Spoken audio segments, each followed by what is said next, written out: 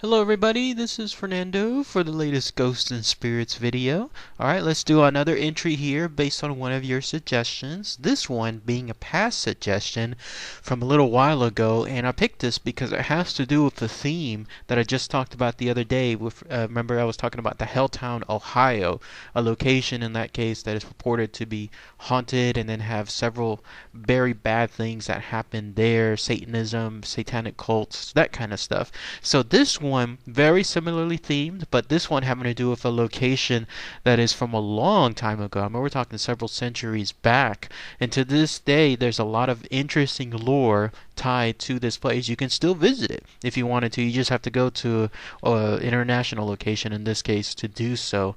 But I'm talking about this. It's called Montpelier Hill, but it has a much more notorious name known as the HellFire Club. If you've ever heard that term and you wanted to know essentially like where it originates from, this is one of those places that it comes from. So here's all the history associated with this haunted location known as the HellFire Club.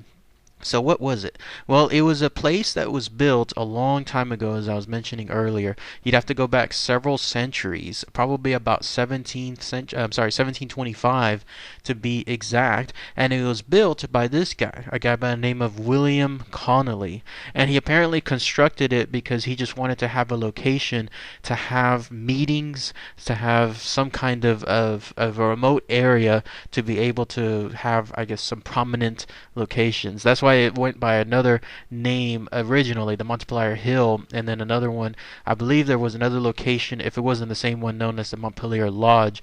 But in either case, this was going to be a place involving somewhat prominent meetings of some sort. But shortly after its location, after it was built, that's when things took a more dubious turn. This guy, William Connolly, by the way, he was someone that was pretty prominent in his area. Like, he was one of the wealthiest men in Ireland. So when he built this, he absolutely had some money, and he was also very political. He was the Speaker of the Irish Parliament at that time. But in either case, once it was built, that's when other tales started to come across. Locals, in fact, in that area started to hear about its notorious history. If you're looking for the more, I guess, less sinister side, it was mainly a place known to have a lot of debauchery. I imagine if you hear that word, probably the first things that come to mind are this was a place where men and women would have orgies, maybe, or a place where just a lot of people would get just absolutely drunk. Maybe some fights happened there, maybe a lot of just relaxing. Whatever the case is, that seems to be its less sinister side. But if you go the opposite side, then that's where the locals started to attribute to a lot more things that involve, in this case, evil. And that's where people were stating that this place was more along the lines of accepting stuff like masses, black masses, I believe the term is called, and that's where they were doing sacrifices, sometimes involving animals as well, to do some kind of dastardly deed or to do some kind of cause, something that would essentially create like more of an occult status within the location. Also, this place is known to have was known to have some kind of satanic rituals. That's probably the most extreme part of this place. A lot of stuff though that is not verifiable as far as the activities, because so much of it was just hearsay, it was just rumors, and because of its very remote location, it was very hard to prove all that stuff. Still, though, that type of speculation is what led to its name, like the HellFire Club, becoming a prominent status within the area. I mean, if you wanted to have a place where I guess parents would say, don't go to that place, that this is the location that probably people would point to. So much so that with regards to it, that there's very popular legends now tied to this location. You can visit it again to this very day if you wanted to, and when you walk towards the area there, when you walk inside it, when you walk through the multiple floors, keep these legends in mind, because if some of them are true, then it's absolutely mind-boggling to think that some of this stuff actually happened there. Probably the most prominent legend is the fact that this place has been visited several times because of its satanic rituals, its quote-unquote satanic rituals and Satanism act there by the devil himself. In fact, the most prominent legend is this. there was a lot of games that were played at this location, a lot of card games, just as part of the debauchery that I was mentioning earlier. Lots of gambling, probably prostitution, lots of drinking, the usual stuff like you would find probably within any kind of hardcore Western town. But here, in this case, there was a very special guest that decided to come by this night. So there they were, all of these men just gathered around at the club. It was a dark and stormy night. There was a table specifically that had several of the members there playing a card game. My guess is that the way this legend goes, a stranger came into the bar or came into that location, asked to play a game, and so they let him in.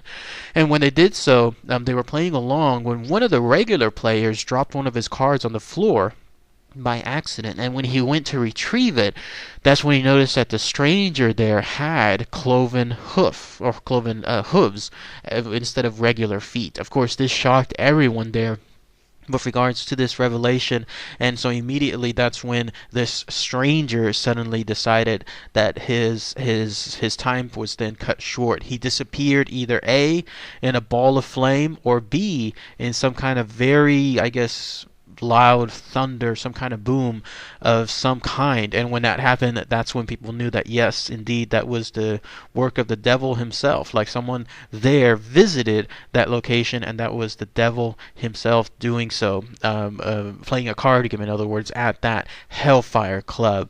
There's another story involving one of the black masses I was mentioning earlier happening within this area. They were sacrificing, in this case, a black cat, and just by pure happen chance at this location, a priest happened to come about and then stumble within the house. Now, what a priest is doing there, a place known for all this of excessive evil activity, who knows, or maybe because of it, that's why he was stumbling into the house. Either way, he happened to do so right at that opportune time. He saw what was happening, saw especially what was occurring to that black cat. Unknown, I don't know if the black cat was alive or dead by that point, but either way, the priest grabbed the black cat, was able to free it from all the people that were uttering these satanic rituals. And when that happened, that's when something involved the priest with the cat. He performed some kind of exorcism right on the spot.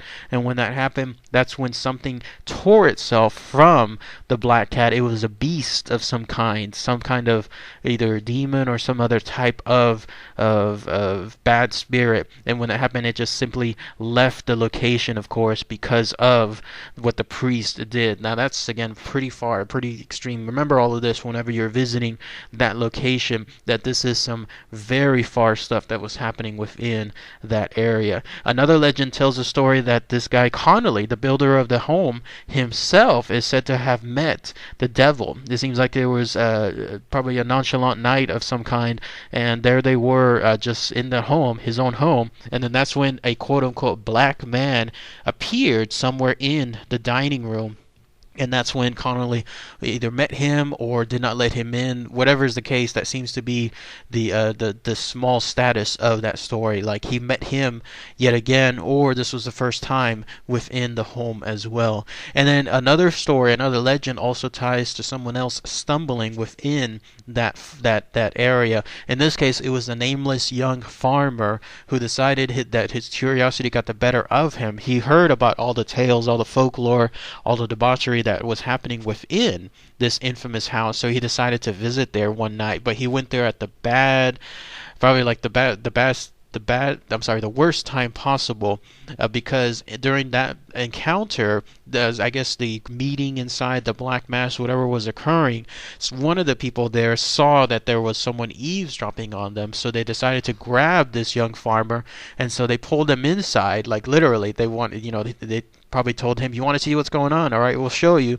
And that was too much for him, because it was said that afterward, the following days and then going forward, this young farmer was never the same. He was unable to speak, and then he spent the rest of his life apparently deaf and dumb. He couldn't even remember his own name. That's how far that thing goes. And then finally, the one more incident has to do with this. I don't know if this is 100% tied to this, because I've heard various versions of this elsewhere, or maybe this was the original. original one, but who knows.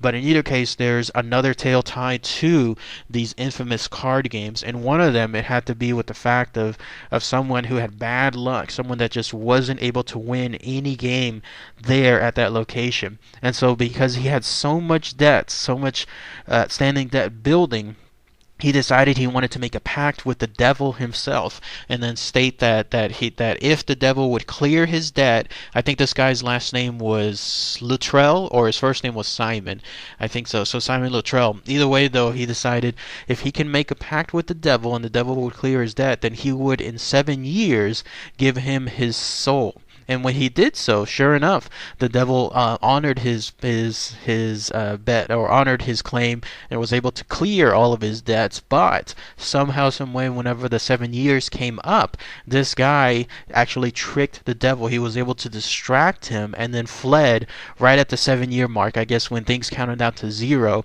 and then that way he was able to keep his soul. This legend, actually, the variation I've heard of it was actually maybe a homage to it. If you've ever read that the Constantine comics, there's a very famous one in there where Constantine meets the first of the kind, I believe it's called, otherwise the devil, within the comic, because the devil's there to claim the soul of someone who had made a pact with him. And all Constantine had to do was to ensure that by a certain time period, I think it was midnight, that as long as the soul was not claimed by then his friend was able to keep his soul. So that's what Constantine did. He tricked the devil into ensuring that his soul, his friend's soul, could not be claimed. He tricked him by being able to have him drink some kind of liquid that was not holy at the time that it was drank, but afterward was able to turn into holy water, and then that's how the devil was unable to claim that soul. So it led me to that thought again, that that's maybe an homage to this particular tale.